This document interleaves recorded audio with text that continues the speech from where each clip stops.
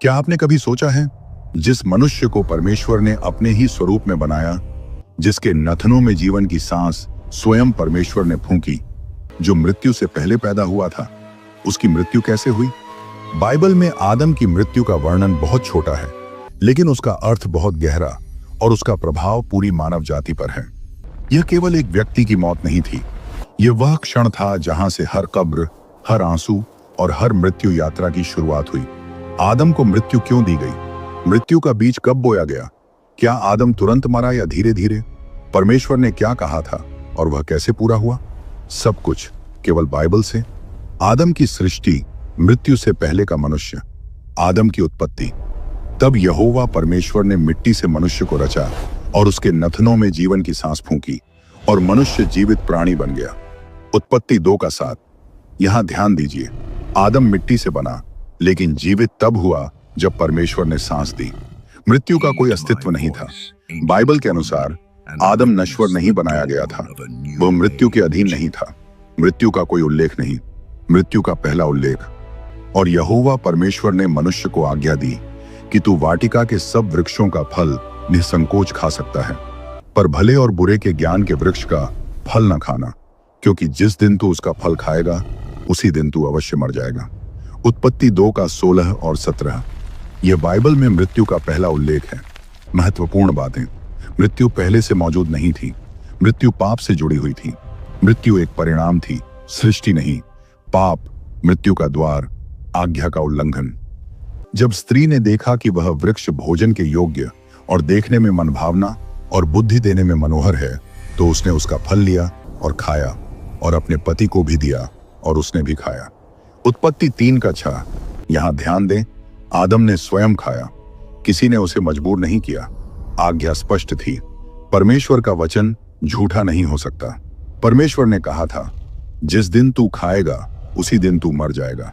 लेकिन प्रश्न उठता है, आदम उस दिन गिरा नहीं, उस दिन उसकी सांस नहीं रुकी, तो क्या परमेश्वर का वचन असत्य हुआ? नहीं। उस दिन आदम कैसे मरा? तब उन्होंने यहोवा परमेश्वर की आवाज सुनी, जो वाटिका में दिन की ठंडी हवा में फिर रहा था, और मनुष्य और उसकी पत्नी यहोवा परमेश्वर से छिप गए। उत्पत्ति 3:8। यह एक आत्मिक मृत्यु थी। पहली बार आदम परमेश्वर से छिपा, डर उत्पन्न हुआ, संगति टूटी। यही आत्मिक मृत्यु है, आत्मिक मृत्यु की पुष्टि। पर तुम्हारे अधर्म के कामों ने तुम्हारे और तुम्हारे परमेश्वर के बीच अलगाव कर दिया है। यशायाह 59:2। आदम जीवित था, पर परमेश्वर से अलग। यही मृत्यु की शुरुआत थी। मृत्यु का विधान, शरीर भी मरेगा। श्राप और मृत्यु की घोषणा, तू अपने माथे के पसीने की रोटी खाएगा, यहां तक कि भूमि में फिर लौट जाए, क्योंकि उसी में से तू लिया गया था। तू मिट्टी है और मिट्टी में फिर लौट जाएगा। उत्पत्ति 3:19।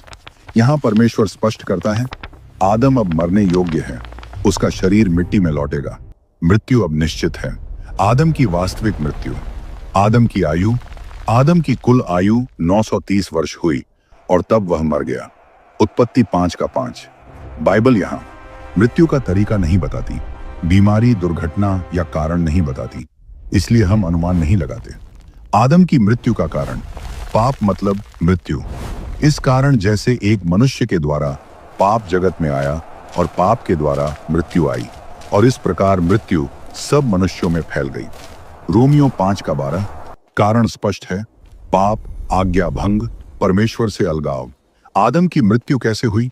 बाइबल के अनुसार पहले दिन से आत्मिक मृत्यु, समय के साथ वह शारीरिक मृत्यु। कारण सिर्फ पाप, स्रोत सिर्फ आज्ञा उल्लंघन, परिणाम संपूर्ण मानव जाति पर मृत्यु। अब आगे क्या आएगा? क्या आदम को अनंत जीवन का अवसर मिला? जीवन के वृक्ष का रहस्य, क्या आदम उद्धार पाया? मृत्यु के बाद आदम की स्थिति क्या होगी?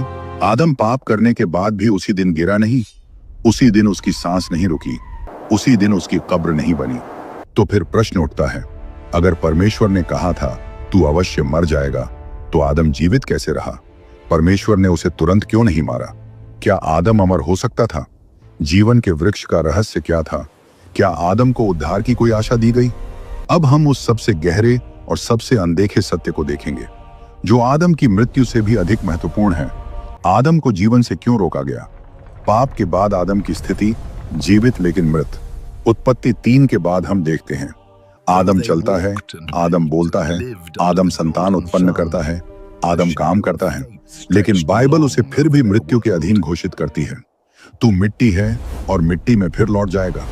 उत्पत्ति 3 का 19। इसका अर्थ मृत्यु अब निश्चित भविष्य बन चुकी थी। समय तय नहीं, पर परिणाम तय था। मृत्यु का अर्थ केवल शरीर नहीं। बाइबल में मृत्यु केवल सांस रुकना नहीं है, क्योंकि पाप की मजदूरी मृत्यु है। रोमियो 6 का 23। यहां मृत्यु परमेश्वर से अलगाव, जीवन के स्रोत से कटाव, अनंत जीवन से वंचित होना। आदम यही स्थिति में था। जीवन का वृक्ष। आदम की मृत्यु का सबसे बड़ा प्रमाण। जीवन का वृक्ष क्या था? यहोवा परमेश्वर ने भूमि से सब प्रकार के वृक्ष उगाए जो देखने में मनभावने और खाने में अच्छे थे, और वाटिका के बीचों बीच जीवन का वृक्ष भी था। उत्पत्ति 2 का 9। महत्वपूर्ण तथ्य, जीवन का वृक्ष वास्तविक था, यह प्रतीक नहीं बताया गया। इसका उद्देश्य जीवन देना था। जीवन के वृक्ष का उद्देश्य, बाइबल बताती है कि जीवन का वृक्ष अमृता से जुड़ा था, निरंतर जीवन बनाए रखने का साधन था। इसका प्रमाण हमें आगे मिलता है। परमेश्वर का निर्णय जीवन से रोकना, परमेश्वर का गंभीर वचन। तब यहोवा परमेश्वर ने कहा, देखो, मनुष्य भले और बुरे का ज्ञान पाने में हम में से एक के समान हो गया है। अब ऐसा न हो कि वह अपना हाथ बढ़ाकर जीवन के वृक्ष से भी ले और खाकर सदा जीवित रहे। उत्पत्ति 3 का 22। यह पद आदम की मृत्यु को पूरी तरह स्पष्ट करता है। यह बताता है आदम अमर नहीं था। अमृता जीवन के वृक्ष से जुड़ी थी। यदि आदम खा लेता तो सदा जीवित रहता। इसलिए परमेश्वर ने उसे रोका। मृत्यु क्यों आवश्यक थी? यदि आदम पाप की स्थिति में परमेश्वर से अलग जीवन के वृक्ष से खाता तो पाप अनंत हो जाता, पतित मनुष्य सदा जीवित रहता। लेकिन परमेश्वर ने ऐसा नहीं होने दिया। अदन से निकाला जाना, मृत्यु की मुहर, अदन से निष्कासन। इसलिए यहोवा परमेश्वर ने उसे अदन की वाटिका से निकाल दिया कि वह उस भूमि पर काम करे जिसमें से वह लिया गया था। उत्पत्ति 3 का 23। उसने मनुष्य को निकाल दिया और अदन की वाटिका के पूर्व में करूबों को और चारों ओर घूमने वाली ज्वलंत तलवार को ठहराया कि वे जीवन के वृक्ष के मार्ग की रक्षा करें। उत्पत्ति 3 का 24 यह दर्शाता है जीवन का मार्ग बंद कर दिया गया। मृत्यु अब अपरिहार्य थी। आदम का जीवन सीमित हो गया। मृत्यु की प्रक्रिया धीरे धीरे आदम की लंबी आयु।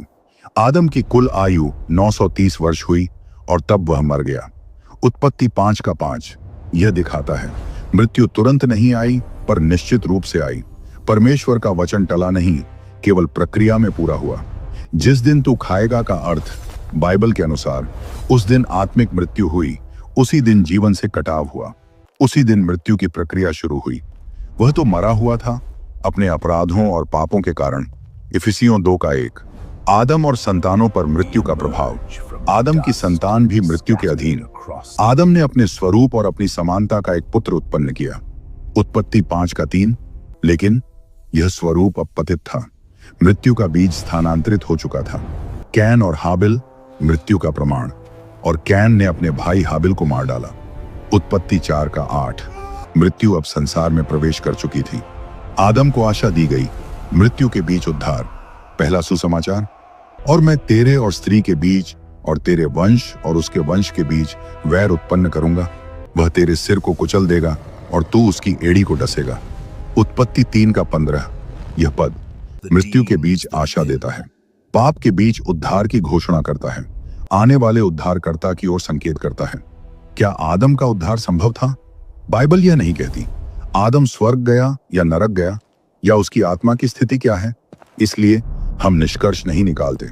हम केवल इतना जानते हैं, आदम मृत्यु के अधीन मरा। उद्धार की प्रतिज्ञा दी गई। आदम क्यों मरा?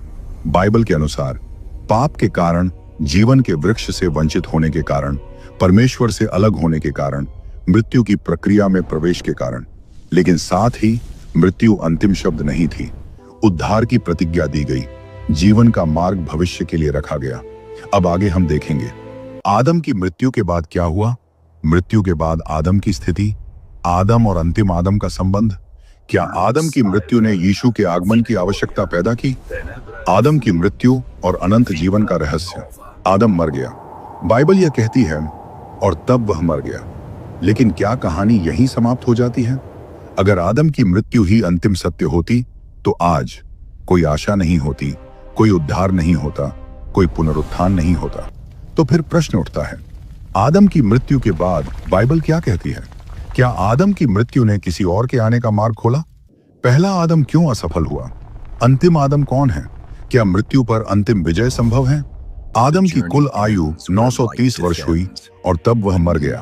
उत्पत्ति 5:5। बाइबल मृत्यु का समय बताती है, लेकिन मृत्यु के बाद की स्थिति नहीं बताती।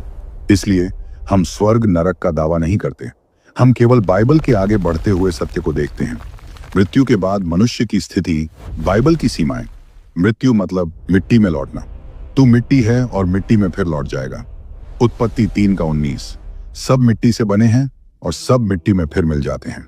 सबोपदेशक 3:20। बाइबल यहां बताती है शरीर का अंत, भौतिक अस्तित्व का समाप्त होना।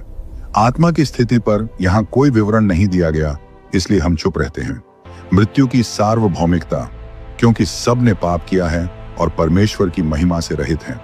रोमियो 3:23। क्योंकि पाप की मजदूरी मृत्यु है। रोमियो 6:23। आदम की मृत्यु व्यक्तिगत नहीं थी, सार्वभौमिक परिणाम लेकर आई। पहला आदम असफल प्रतिनिधि। आदम एक प्रतिनिधि था। इस कारण जैसे एक मनुष्य के द्वारा पाप जगत में आया और पाप के द्वारा मृत्यु आई। रोमियो 5:12 यह पद स्पष्ट करता है, आदम अकेला नहीं था, वह पूरी मानव जाति का प्रतिनिधि था। उसका पाप मतलब सबका पाप, उसकी मृत्यु मतलब सबकी मृत्यु। आदम के द्वारा क्या आया? बाइबल के अनुसार पाप आया, मृत्यु आई, अलगाव आया। एक अपराध से सब मनुष्यों के लिए दंड की आज्ञा हुई। रोमियो 5:18 अंतिम आदम, बाइबल का निर्णायक मोड़। अब बाइबल एक नया शब्द प्रयोग करती है, अंतिम आदम का परिचय। पहला मनुष्य आदम जीवित प्राणी बना, अंतिम आदम जीवन देने वाली आत्मा बना। पहला कुरिन्थियों 15:45। यहां बाइबल स्वयं तुलना करती है, पहला आदम, अंतिम आदम। यह अंतिम आदम है, पहले और अंतिम आदम में अंतर। जैसे आदम में सब मरते हैं, वैसे ही मसीह में सब जीवित किए जाएंगे। पहला कुरिन्थियों 15:22। आदम की मृत्यु क्यों आवश्यक थी?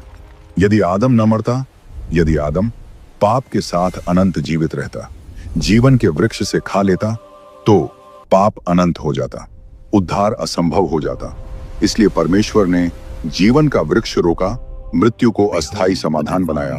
मृत्यु परमेश्वर की अंतिम योजना का हिस्सा। वह सब कुछ अपने समय पर सुंदर बनाता है। सबोपदेशक 3:11। मृत्यु दंड भी है, लेकिन साथ ही उद्धार की योजना का मार्ग भी। पुनरुत्थान आदम की मृत्यु का अंतिम उत्तर। मृत्यु अंतिम शब्द नहीं, अंतिम शत्रु जो नाश किया जाएगा वह मृत्यु है। पहला कुरिन्थियों 15:26। मृत्यु अभी कार्य कर रही है, लेकिन उसका अंत तय है। पुनरुत्थान का वादा, क्योंकि जैसे आदम में सब मरते हैं, वैसे ही मसीह में सब जीवित किए जाएंगे। पहला कुरिन्थियों 15:22। यह नश्वर अविनाशी को पहन लेगा। पहला कुरिन्थियों 15:54। जीवन का वृक्ष, फिर से खुला मार्ग, प्रकाशित वाक्य की अद्भुत घोषणा। जो जय पाएगा उसे मैं जीवन के वृक्ष का फल खाने दूंगा। प्रकाशित वाक्य 2:7। नगर के बीचों बीच जीवन का वृक्ष था। प्रकाशित वाक्य 22:2। जो आदम से छीना गया था, वह मसीह में वापस दिया गया। आदम की मृत्यु से हमें क्या शिक्षा मिलती है? पहली शिक्षा, पाप हल्की बात नहीं, जो आत्मा पाप करे वही मरेगी। यहेजकेल 18:4। दूसरी शिक्षा, आज्ञाकारिता जीवन है। यदि तू जीवन में प्रवेश करना चाहता है तो आज्ञाओं को मान। मत्ती 19:17। तीसरी शिक्षा, केवल एक ही मार्ग, मैं ही मार्ग, सत्य और जीवन हूं। यूहन्ना 14:6। आदम की कहानी, हमारी कहानी। पहला मनुष्य पृथ्वी से है, दूसरा मनुष्य स्वर्ग से है। पहला कुरिन्थियों 15:47। हम सब आदम में जन्म लेते हैं, लेकिन मसीह में नया जीवन पाते हैं। आदम की मृत्यु कैसे हुई, क्यों हुई और उसका अंतिम अर्थ क्या है? बाइबल के अनुसार आदम ने पाप किया, पाप से आत्मिक मृत्यु आई, जीवन के वृक्ष से वंचित किया गया, शारीरिक मृत्यु निश्चित हुई, आदम मर गया, मृत्यु सब में फैल गई। लेकिन अंतिम आदम आया, पुनरुत्थान का मार्ग खुला, जीवन का वृक्ष फिर उपलब्ध हुआ। क्योंकि परमेश्वर ने जगत से ऐसा प्रेम रखा कि उसने अपना इकलौता पुत्र दे दिया, ताकि जो कोई उस पर विश्वास करे वह नाश न हो परंतु अनंत जीवन पाए। यूहन्ना 3:16। आदम एक ऐसा किरदार है बाइबल में जिसके बारे में जानना लोग बहुत ज्यादा पसंद करते हैं कि आदम कैसा था, कैसे रहता था। और सबसे ज्यादा पूछा जाने वाला प्रश्न ये है कि आदम की मौत कैसे हुई, हवा की मौत कैसे हुई। और बाइबल में ऐसे बहुत सारे ऐसे कैरेक्टर्स हैं जिनके डेथ के बारे में तो नहीं लिखा गया है, लेकिन उनके बारे में जानना हर कोई चाहता है। और आज की वीडियो हमारी आदम के डेथ पर ही बेस्ड थी कि कैसे आदम की मौत हुई और रीजंस क्या थे और चिन्ह क्या थे और चीजें हमने आपके साथ शेयर की। हमने इस वीडियो में एक एक पॉइंट बाइबल के अकॉर्डिंग ही शेयर करने का प्रयास किया है, क्योंकि हमारा ये प्रयास रहता है कि अगर हम आपको मनगढ़ंत या फिर झूठ भी बता दें कि हाँ आदम की मौत ऐसे हुई थी, तो उससे हमें क्या फायदा होगा, आपको क्या फायदा होगा। बस एक वेस्ट खराब नॉलेज आपको मिल जाएगी, आपको एक कचरा वाला नॉलेज आपको मिल जाएगा। और यूट्यूब पे अगर आप सर्च करते हैं कि आदम की डेथ कैसे हुई तो आपको काफी सारे वीडियोस मिलेंगे, लेकिन उन काफी सारे वीडियोस में आपको सच बहुत कम वीडियो में ही मिलेगा। और इन्हीं सब चीजों को देखते हुए हमने इस वीडियो में बाइबल के आधार पर आत्मिक मृत्यु, शारीरिक मृत्यु, अलगाव और यहाँ पे ये जो भी चीजें हमें मिली हमने आपके साथ शेयर की हैं। बाइबल में मौत का मतलब ये नहीं है कि शरीर से आत्मा का अलगाव, एक मौत वो भी है जो परमेश्वर से अलगाव को दर्शाता है। क्या लगता है आपको आदम उसी समय मर गया था जब परमेश्वर ने उसे ईडन गार्डन से निकाला था? बिल्कुल नहीं। वो कब मरा? वो तब मरा जब उसकी आयु पूरी हो गई। वो तो शारीरिक तौर पे मरा, लेकिन आत्मिक मृत्यु उसी समय हो गई थी। इसका चिन्ह हमें ये मिलता है कि जब परमेश्वर ईडन गार्डन में आते हैं, टहलते हैं और पूछते हैं कि आदम तू कहाँ है, तो उसकी आहट सुनकर आदम और हवा छिप जाते हैं। यही आत्मिक लगाव है।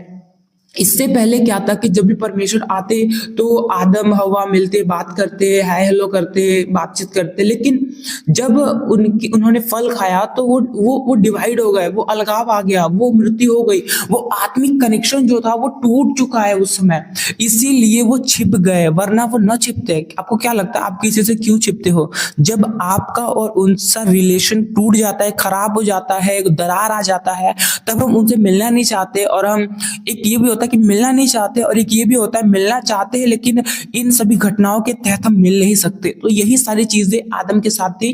तो उसकी जो नेचुरल डेथ है, कैसे भी हुई हो, बीमारी से हुई हो, जैसे भी हुई हो, लेकिन आत्मिक डेथ हमारे लिए इंपॉर्टेंट रखता है। हमें ये सोचना है कि हमारे लिए क्या जरूरी है।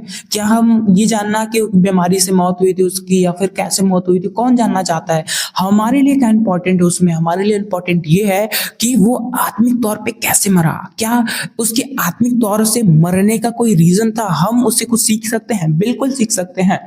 आदम ने एक गलती की, आज्ञा उल्लंघन, अनाज्ञाकारिता, वो आज्ञाकारी न बना रहा। आज का टाइम पे हम क्या कर रहे हैं? भले ही हम फल तोड़कर नहीं खा रहे हैं, भले हम परमेश्वर से ऐसा नहीं कर रहे, लेकिन छोटी छोटी बातों में हम परमेश्वर से दूर होते जा रहे हैं। सच में छोटी छोटी बातों में हम परमेश्वर से दूर होते जा रहे हैं। आप इसका क्या एग्जाम्पल, आपको क्या लगता है क्यों ऐसा हुआ होगा? आज के टाइम पे हम परमेश्वर से दूर क्यों हैं? हम छिपते क्यों है? अगर हम चोरी करते हैं, अगर हम हत्या करते हैं, कोई गलत काम करते हैं, तो हम परमेश्वर के पास जाने से कतराते क्यों हैं?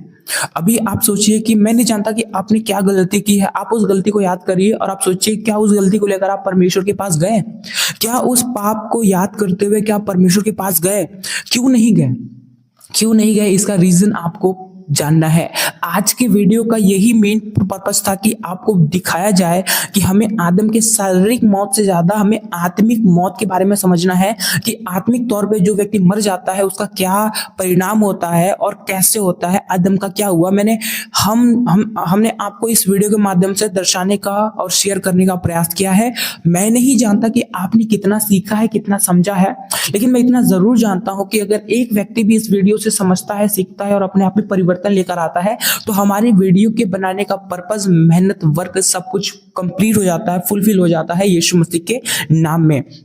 वीडियो के अंत में केवल इतना कहना चाहूंगा कि बाइबल के मतभेदों पर ध्यान न दे। शैतान तो यही चाहता है कि क्या ऐसा हुआ, क्या ऐसा हुआ, क्या ऐसा हुआ, क्यों ऐसा हुआ, क्यों ऐसा हुआ। तो यही सब पूछना शैतान का काम है, लेकिन हमारा जवाब देना है परमेश्वर है, सब कुछ है, उसी का सब जवाब है।